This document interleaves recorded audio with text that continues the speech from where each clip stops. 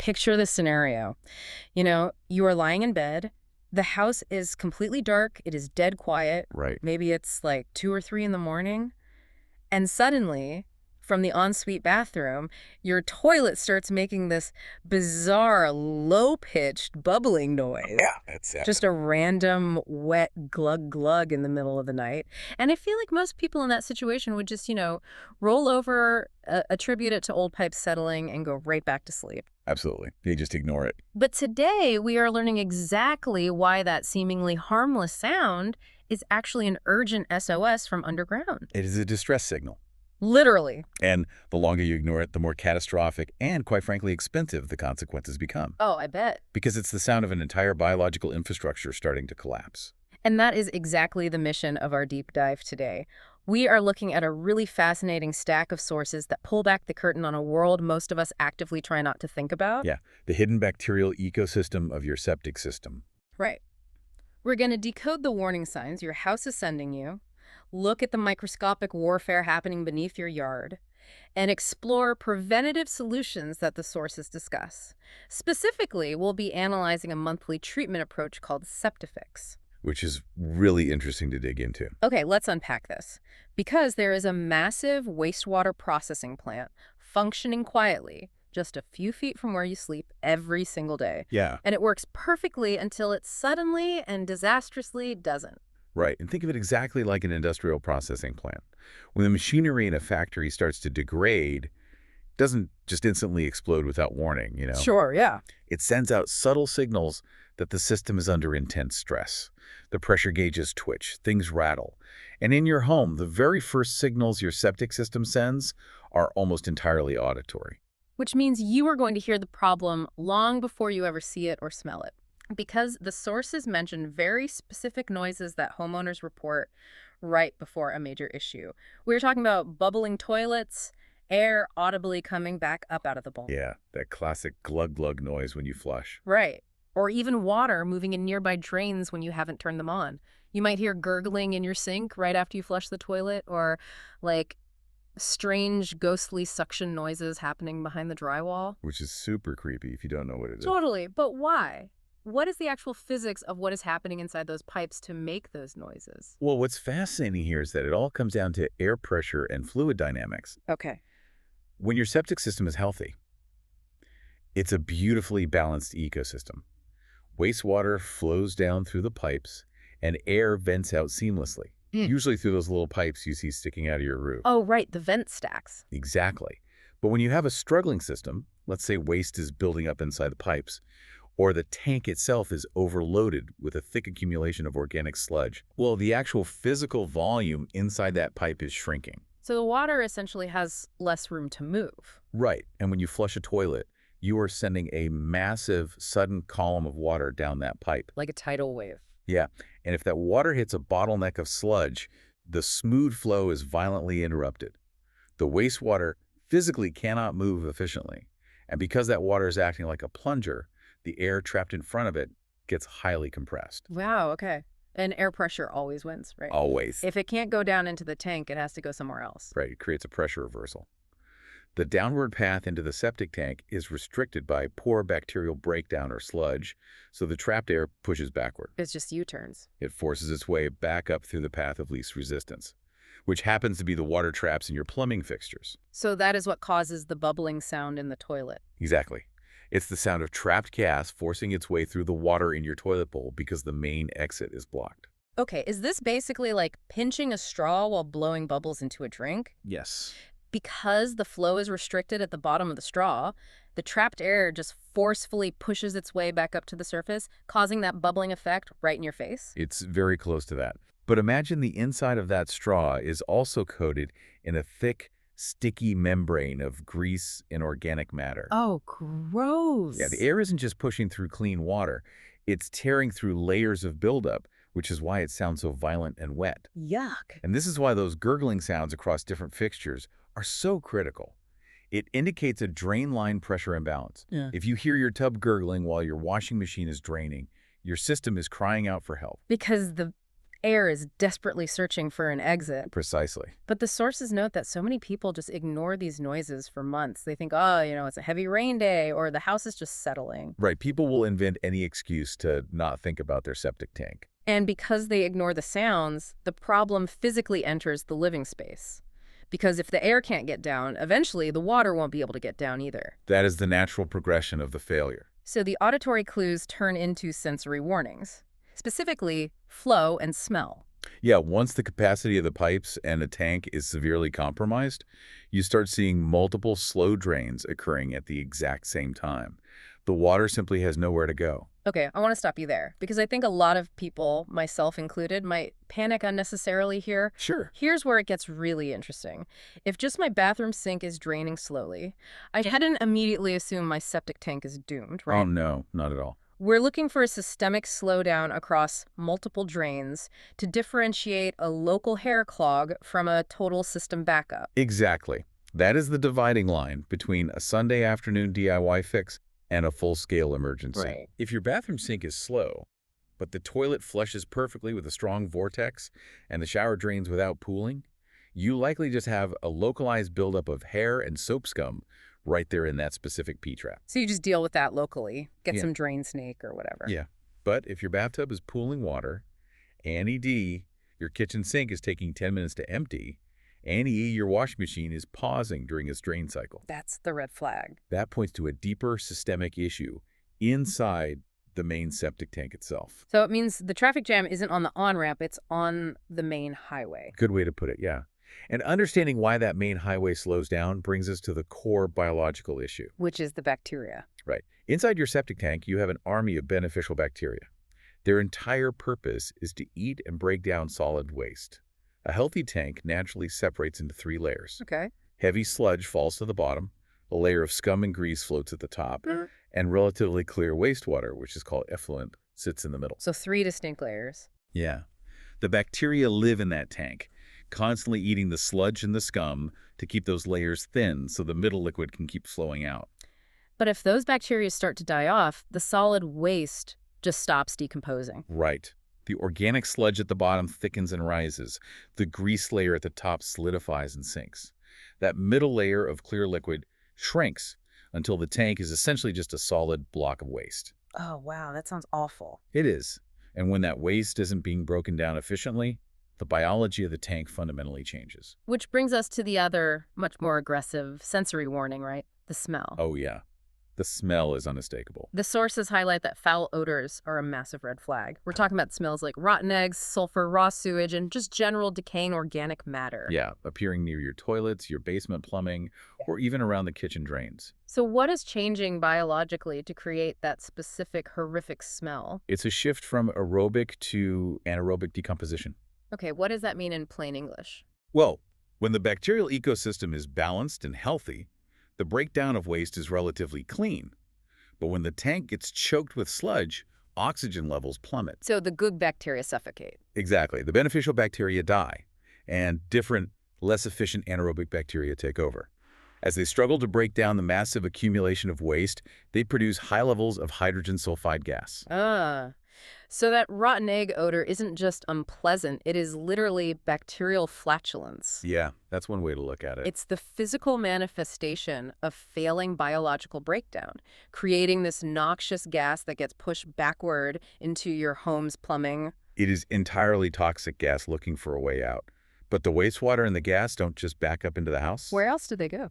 Well, if the system is overloaded, it's also failing to process out into the drain field. So we start seeing visual warnings in the great outdoors. The great outdoors of your backyard. The sources outline the journey of that middle layer of liquid we talked about, the effluent.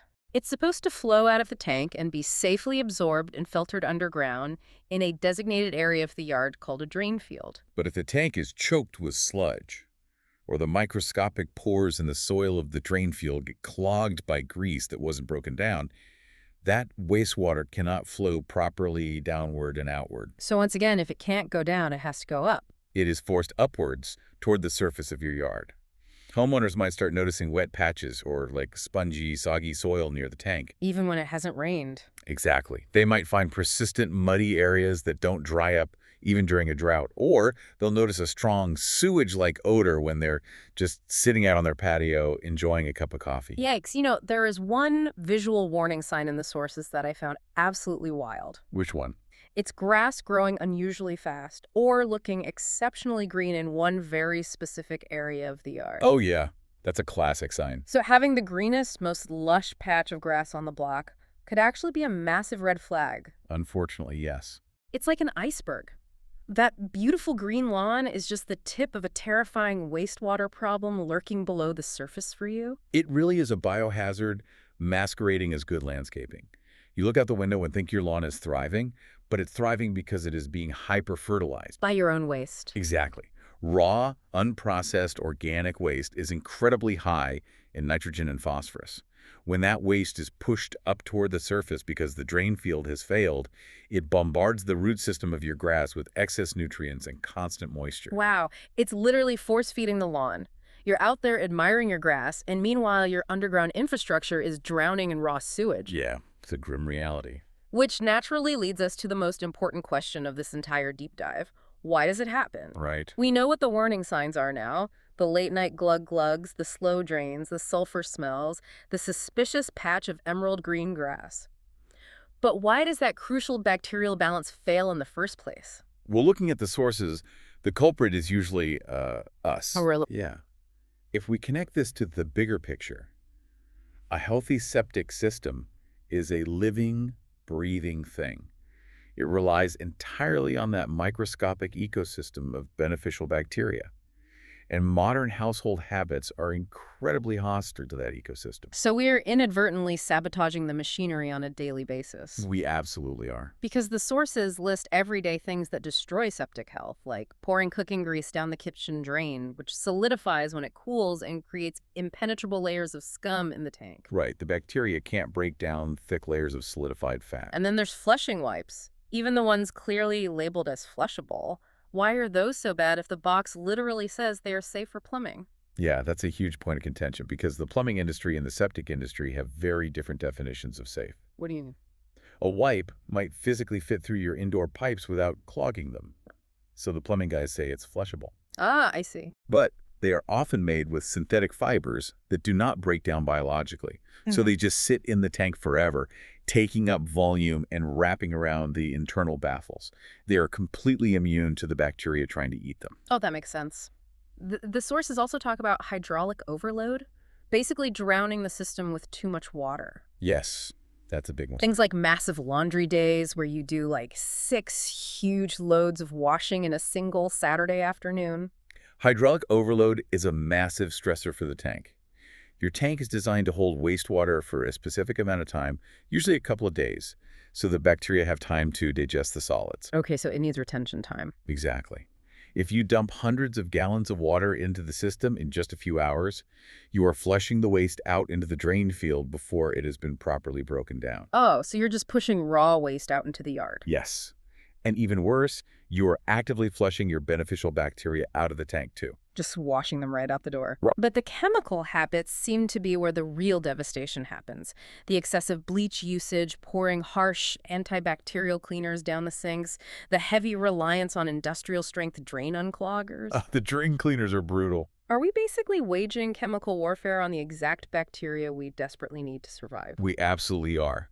When you use heavy antibacterial soaps and concentrated bleach to kill 99.9% of germs in your sink or your shower, those chemicals don't just magically disappear when they go down the drain. Right. They travel straight into the septic tank, where they proceed to systematically kill the beneficial bacteria that are actively trying to digest the solid waste. Wow. It's like taking a round of broad-spectrum antibiotics every single time you get a tiny paper cut. That's a perfect analogy. You're destroying your entire internal flora for a surface-level problem. We clean our houses so aggressively that we're destroying the house's ability to process its own waste. And a bacterial colony in a septic tank can take weeks to fully recover from a heavy dose of bleach. But think about it. We do laundry and clean our sinks every few days, meaning the bacteria never have a chance to bounce back. So you are continually wiping out your own workforce. Exactly. And without them, the organic sludge thickens, the system clogs, and all those warning signs we talked about just start appearing. It's a complete vicious cycle. We panic about germs in the kitchen, so we nuke the bacteria with bleach, which causes raw sewage to eventually back up into the kitchen. Yeah, the irony is pretty stark. But thankfully, the sources don't just leave us with this impending sense of doom. Having established that our daily habits are basically killing the system, there is a major shift happening in how homeowners are approaching this. Right, people are wising up. People are moving from reactive emergencies to proactive care. And the motivation for that shift is entirely financial, let's be honest. The sources detailed the severe costs of ignoring these signs. Yeah, it's not cheap. Not at all. If you wait until the system fully backs up, you are no longer just dealing with a slow drain. You are looking at emergency pumping, potential pipe replacements, and catastrophic drain field repairs. The sources specifically mention yard excavation and water damage cleanup inside the house. Imagine heavy machinery tearing up that lush green lawn, Oh, it's a nightmare. excavating tons of contaminated, foul-smelling soil, and hazardous material crews cleaning raw sewage out of your basement. It can cost thousands, sometimes tens of thousands of dollars. Which is exactly why the conversation has completely shifted toward monthly preventative maintenance. Makes sense. Traditional maintenance used to be, wait for the tank to fill up with sludge, then pay someone a few $100 to pump it out. Right. But pumping is just treating a symptom. If you pump the tank, but don't change your chemical habits or restore the bacterial balance, the sludge is just going to build right back up instantly. So if we know the bacteria are depleted, we need to replace them. And this is where the sources introduce SEPTIFIX. Yeah, this is a really interesting approach. It's discussed heavily by homeowners trying to avoid those excavation nightmares. It's described as a monthly treatment tablet that you simply drop in the toilet bowl and flush. Right. But I want to look at this critically. The sources claim this tablet reaches the tank and releases beneficial bacteria, which, okay, makes sense. But they also claim it releases oxygen. Yes. How does a solid little tablet generate oxygen underwater at the bottom of a dark, sealed, sludge-filled tank? It's a really great question, and it comes down to the chemical compounds within the tablet itself. It isn't just a block of dormant bacteria. The tablet is formulated with specific oxygen-releasing compounds that react when they are submerged in water. So as the tablet slowly dissolves at the bottom of the tank, it creates a chemical reaction that steadily releases tiny bubbles of free oxygen directly into the surrounding wastewater. Wait, I always thought septic tanks were sealed environments. If it's sealed underground, why is the oxygen part so crucial? Don't the bacteria just eat the waste regardless? Well, not all bacteria are created equal. The most efficient, aggressive waste-eating bacteria are aerobic, meaning they require oxygen to survive and work effectively. Oh, I see. In a stagnant, sludge-filled septic tank, oxygen levels are incredibly low, which is why those slow, sulfur-producing anaerobic bacteria take over. The ones that make the rotten eggs smell. Exactly. So by releasing natural oxygen directly into the tank, you are fundamentally altering the environment. You are creating an aerobic pocket in an anaerobic zone. Which sets the stage for the beneficial bacteria in the tablet to wake up and start eating. Exactly right. It creates the ideal environment for these beneficial bacteria to thrive and multiply rapidly. They go to work breaking down the organic waste naturally and much faster than the anaerobic bacteria ever could. Wow. This reduces the sludge accumulation, which clears the blockages, improves the drain flow, and stops those sulfur gases from building up, totally eliminating the rotten egg odors. So it essentially replenishes the exact biological army that our bleach and antibacterial soaps just wiped out. It's like taking a highly targeted daily probiotic for your gut health, but you're doing it for your house's plumbing system. That is the exact way to think about it. You're just taking a little maintenance step to ensure the floor is balanced so you don't end up in the emergency room. Or, well, the plumbing equivalent of an emergency room. Yeah, we understand that our bodies need a healthy microbiome to process food, right? And we actively take probiotics to support that when we take antibiotics. Right. A septic tank is literally the digestive tract of your home. It requires a healthy microbiome to process waste.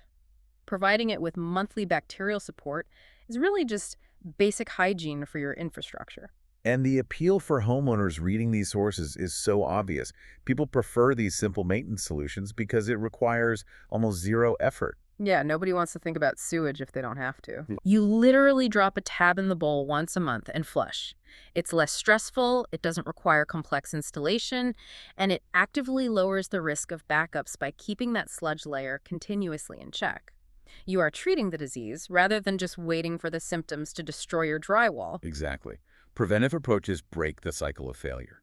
It stabilizes the environment so the system can actually do what it was designed to do decades ago. So, to bring this all together for you listening, the biggest takeaway from our deep dive today is that you have to actively pay attention to the subtle cues your house is giving you. Pay attention to the noises. Yes, do not ignore the late-night glug-glugs in your pipes. Do not write off a gurgling sink or multiple slow drains as a minor annoyance. Or blame it on the weather. Right. And beware of suspiciously perfectly green grass in the middle of your yard. And most importantly, consider the fragile bacterial ecosystem you are flushing your household chemicals into every single day. Because it is fragile. It really is. Taking early action and shifting to a proactive maintenance routine can quite literally save you tens of thousands of dollars in yard excavations and plumbing restorations down the line. It's about respecting the biology that makes modern living possible.